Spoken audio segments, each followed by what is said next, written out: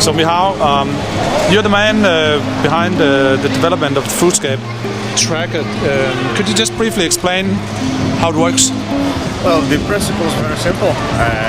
Most of the telephones, if we have the Wi-Fi on, every now and then they send some beacons in order to kind of like force all the routers in the neighborhood to send the information about the available network.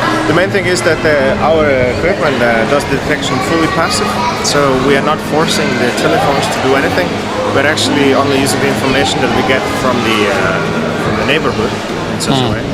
And thanks to this, we can actually detect the presence of smartphones, and as long as the MAC addresses are unique, we can of course identify the same subjects if they appear again in the range of the antenna. These are just embedded systems with regular Wi-Fi cards, and of course on the top here we have some a little bit stronger antennas, because in our first experiment we had to actually be able to cover a slightly bigger terrain, and of course an antenna which was, this one is +5 dBi, and it's a directional antenna, so we could also kind of like just point it out exactly the place that we want to monitor.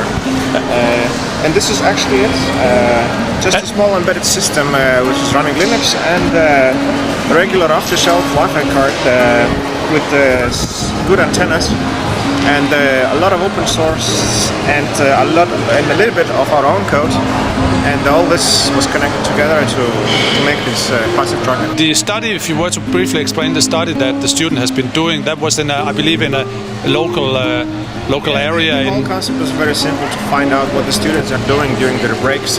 So we have actually placed, we had 3 devices. One of them was placed in the school's canteen, the other one was placed in the pizzeria, and the last one was placed in the local supermarket. And the whole point was to find out where the students are during their breaks. If they actually eat at the school canteens, they go to the pizzeria, or they go for the local supermarket. And I believe what you're able to do when you detect the smartphone of the student, the smartphone that you already know since you have the permission, then you can do what you can send some questions to the... Actually, this was an extra thing which we managed to get, because we got actually a pair of information. We got the phone number and the MAC address. And since we had these two, we made it in such a way that as soon as the system detected the phone in the field, it was possible to send them SMSs directly and ask them questions, or in any way suggest, for example, some kind of alternative choice.